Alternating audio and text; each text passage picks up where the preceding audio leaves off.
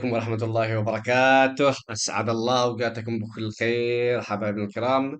اليوم أتيت لكم بموضوع شيق جدا ومهم. هذا الموضوع اليوم سوف نتكلم عن شات جي بي تي. سوف أتكلم أو أكشف لكم أسرار شات جي بي تي، استخداماتها المدهشة التي قد تغير حياتكم. تخيلوا أنكم تمتلكون الآن شريكا ذكيا متاحا بشكل دائم، وقادر أيضا على مساعدتكم في كل ما تحتاجونه، سواء كنتم طلاب، باحثين، أو حتى من محبي التقنية والتطور والذكاء الاصطناعي وما إلى ذلك. كل يوم فيه شيء جديد مميز ممكن أن يقدم لكم. هو ليس مجرد يعني نموذج للذكاء الاصطناعي، بل إنه أراه تطور مذهل في قدرة الآلات على فهم اللغة البشرية. يعني يفهم لغتك وممكن تتعامل معه كأنه إنسان، بل ممكن إنك تندهش من الأشياء التي ممكن أن يجيبها لك. أيضا الأشياء التي ممكن أنكم تستخدموه. أنا ممكن استخدمته من قبل في عمل صورة، مثلا قلت له اعمل لي صورة لليوتيوب عن كيفية استخدام شات جي بي تي. طبعا هذه الصورة من هو قام بعملها، كما تلاحظونها موجودة أمامكم. فهذا البرنامج يا شباب أعتقد بأنكم سوف تستفيدون منه بشكل رائع في كل أعمالكم. من ضمن الاستخدامات، أولا أن هذا البرنامج يساعدك في الإبداع الذي تقوم به، بل يساعد أن يجعل هذا الإبداع إبداعا بلا حدود. افترض أنك عالق في منتصف كتابة مقال أو نص إبداعي، أو ربما تتمنى لو هناك أي شخص آخر يعطيك أفكار ويلهمك كيف تستخدمها. مثلا على سبيل المثال، أنت لديك نص أو لديك يعني تريد تبحث عن فكرة، يعني تكتب عنها، أو أنت مثلا تكتب عن فكرة مثلا وما جت لك أفكار أخرى من أجل أن تتم الموضوع. مثلا افترض أنك اكتب تعبيرا عن استخدام استخدام الذكاء الاصطناعي. ممكن أيضا ممكن تطلب منه، ممكن تعطينا أفكارا أخرى عن الاستفادة على سبيل المثال منها. بشكل رائع وسريع جدا ممكن يعطيكم كل ذلك. إذا جاب لكم هذا كل شيء. إذا هذه من الأشياء التي ممكن أن استخدام الذكاء الاصطناعي. وللصراحة أنا استخدمته بشكل رائع. تخيل الصورة مثلا وصلت لي من الدكتور، صورة فحص الدم، قمت بإرسالها لشات جي بي تي. أنا ممكن أن أبحث عن هذا الشيء هنا، وأجيب لكم حاجات يعني ما تصدقوها. من قبل أيضا طلبت مني يعمل لي، تخيلوا، شعار لذكرى ثورة سبتمبر اليمنية. طبعا هذه الأشياء التي أعطاني إياها من قبل. تمام. فطبعا هذا التصوير والاشياء هذه طبعا هو جاب هذا الاشياء كله من تصميم شات جي بي تي. فباللغه الانجليزيه احيانا يكون افضل، لكن يعني تشخيصات او صور واشياء مذهله، وكل ما عليك فقط انك تعطيها الاوامر او تطلب منه. تخيل، شوف على صور رائعه، تخيل على على اشياء فخمه. طبعا كل هذا عن طريق الذكاء الاصطناعي. في اشياء كثيره ممكن ان تستخدمه لها. في كتب مثلا، احيانا في كتاب او في اشياء، وممكن تقول له اشرح لي وما الى ذلك. مثلا هذا تقريبا اختبار الاي ان ار. طبعا هذا احد الفحوصات مع الاطباء. ما اذكر اين كان ذلك بس كمان من قبل استخدمته أيضا. كان هناك أحد أطفالي مريض، وقمت باستخدامه في ذلك. ففي الكثير من الأشياء، ما أذكر أين الكلام بشكل يعني كامل، لكن في أشياء كثيرة ممكن أنكم تستفيدوا منها بشكل رائع من خلال هذا البرنامج. ف نعود إلى البداية. طبعا هذا أنا الأشياء التي ذكرها لكم.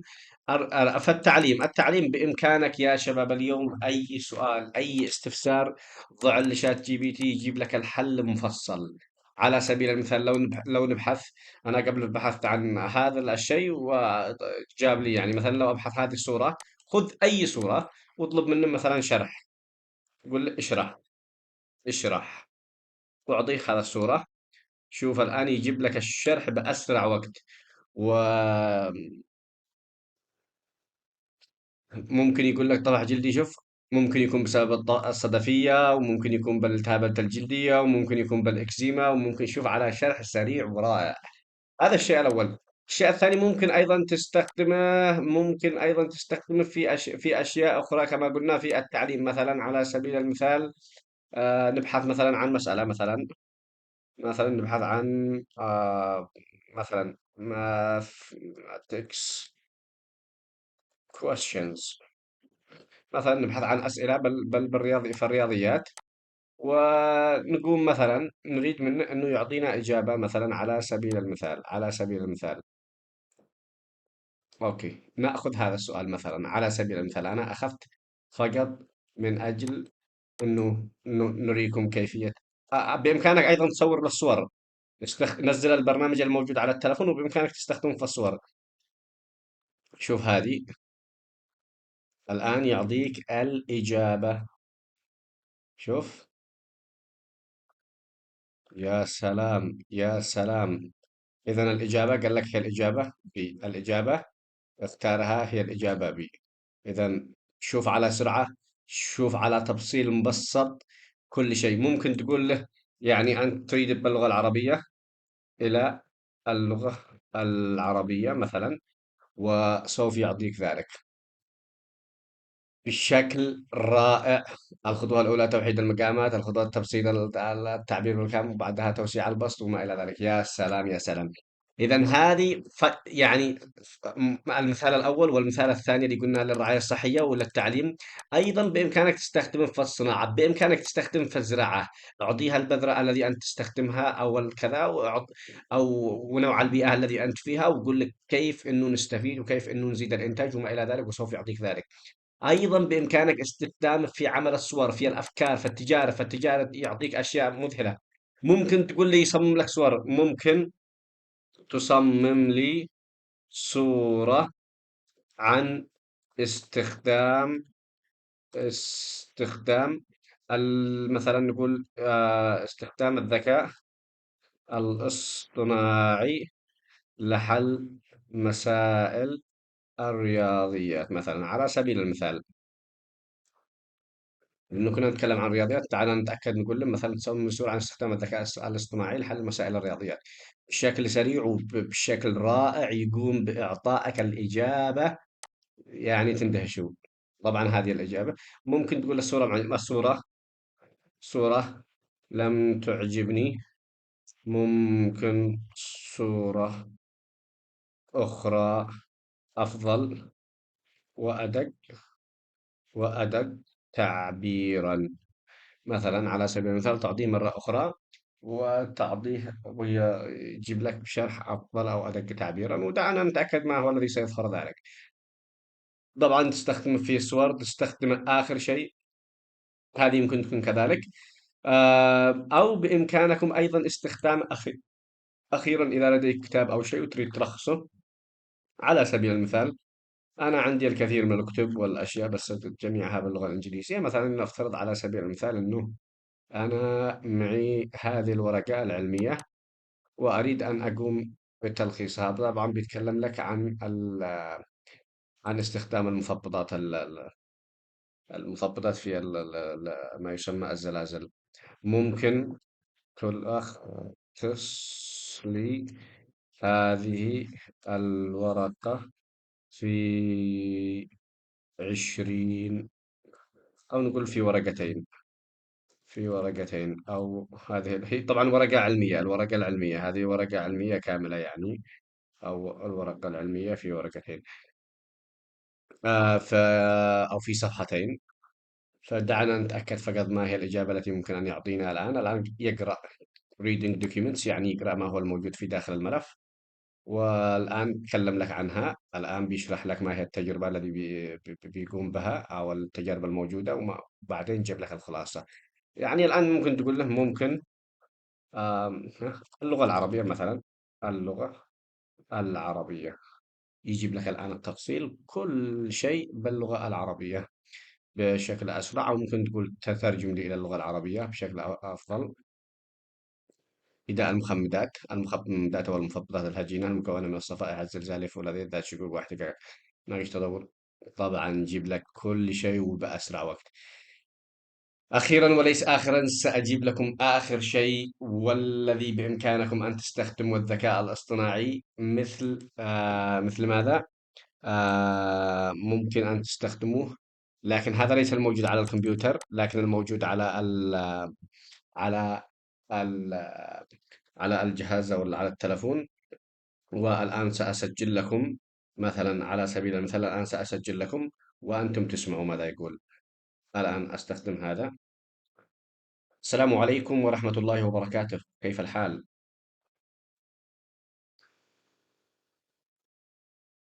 وعليكم السلام ورحمة الله وبركاته. أنا بخير الحمد لله. كيف حالك أنت؟ أحمد الله وأشكره. ممكن أن تتكلم لي بشكل سريع عن استخدامات الذكاء الاصطناعي أو استخدامات شات جي بي تي بشكل خاص، للاستفادة منها من قبل الطلاب ومن قبل المجتمع بشكل عام.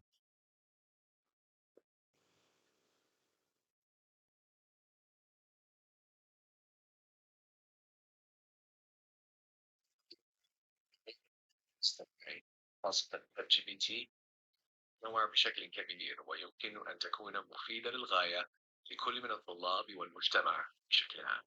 بالنسبة للطلاب يمكن استخدام شات جي بي تي كمساعد تعليمي. يستطيع أن يشرح المفاهيم المعقدة بشكل مبسط، يساعد في كتابة المقالات والأبحاث، ويوفر نصائح لتنظيم الوقت طبعا هذا يتكلم معكم والتواصل. الآن يمكنه أيضا من تقديم التلفون، أمثلة عملية البرنامج عن طريق وتوضيح التلفون الحلول أفضل للمسائل وأسهل. الرياضية. بالنسبة للمجتمع بشكل عام، فيمكن استخدام شات جي بي تي في العديد من المجالات، مثل تقديم الدعم الفني، المساعدة في خدمة العملاء، توفير استشارات طبية أو قانونية مبسطة، وحتى في إنشاء محتوى تسويقي أو إعلامي. يمكنه أيضا أن يكون أداة لتوفير معلومات دقيقة وسريعة عن طبعا مختلف هذه المجالات، فقط أشياء مما يعني. يسهم في تعزيز الوعي فنصيحة والمعرفة نزلوا البرنامج عن اللدى طريق التلفون الناس بشكل كبير. واستفيدوا من هذا الذكاء الخدمة. الاصطناعي جد الآن أكتب لكم يسهم شيء في ممكن يكون مضحك. ويسهم في ما زيادة هو الإنتاجية وتحسين جودة العملية. وجه التشابه بين شات It seems I might have جي misunderstood the بي content. تي Let me summarize the benefit. ما هو وجه التشابه بين شات جي بي تي والحمار مثلا؟ هذا الشيء سيكون مضحك لكم وستندهشوا من ذلك. طبعا هذا آخر شيء. طبعا أحد الأحباب تكلم عن هذا الشيء وجاب لك يعني حاجة رائعة. ممكن أن آم، ها تعمل عدة صور صور لتوضيح لتوضيح التشابه بين الحمار وبين الذكاء الاصطناعي.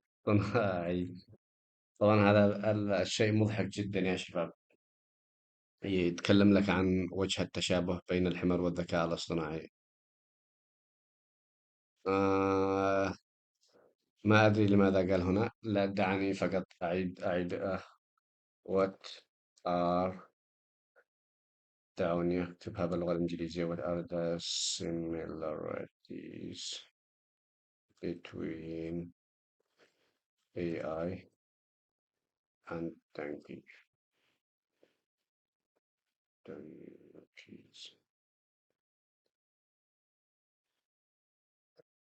والحمار والبهائم.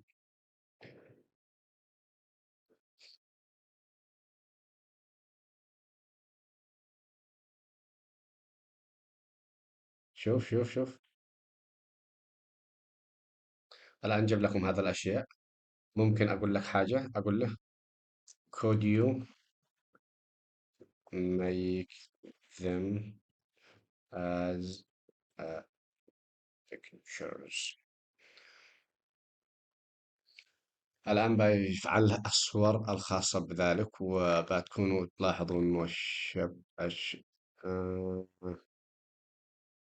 could come across أن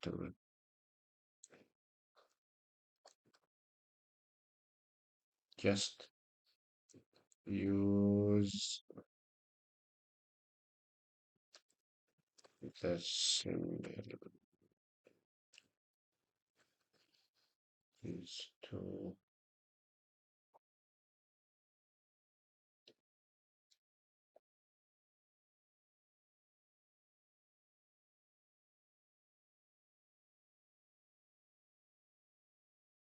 وبإمكانكم أنه فقط يعني ترسلوا لهم مثلا أي شيء أنتم بحاجة إليه، و يعني تستفيدوا من هذه الخدمات بشكل رائع.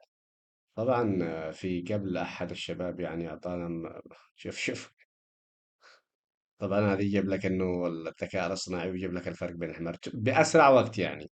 في اشياء كثيره تستفيدوا منها بشكل رائع، تستفيدوا منها بشكل رائع. ممكن تقول له هذه make make each one of the similarities as a picture. فاستفيدوا من هذا الشيء، استفيدوا مني يا شباب، وشوفوا على إبداعات شات جي بي تي. Make it show the smart as a picture.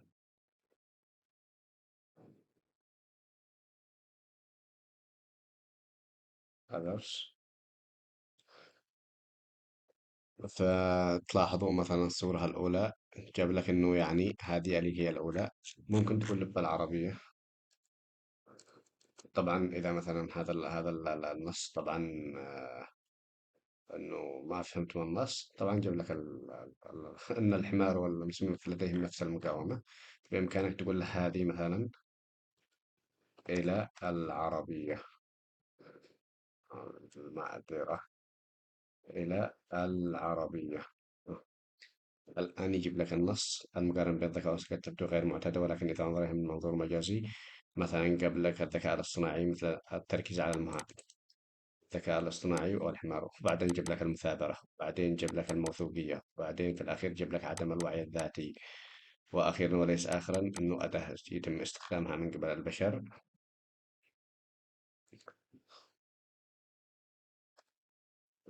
وبعدين ممكن تقول له عمل صور مقارنة آه، فقط فقط للاستمتاع، مثلا على سبيل المثال، بحيث أنه ما لقد قمت بالفعل إنشاء صورتين، هل تريد مني أنت؟ نعم. يعني نبدأ بإنتاج الصورة المتبقية. شوف الآن يجيب لك الصور المتبقية أو يعمل لك الصورة المتبقية. قال إنه قد عمل صورتين من قبل، يعني في هذه وهذه يتكلم معك كأنه إنسان. شوف الآن جاب لك الصورة الأخرى جاب لك إنه قال لك الريلايبلتي ممكن تعتمد عليه، الحمار يمشي وما يكسر لك البيض، ولا والأخرى إيش هي اللي جاب لك؟ هذا الريلايبلتي. بس هذا جاب نفس الشيء. صور أخرى.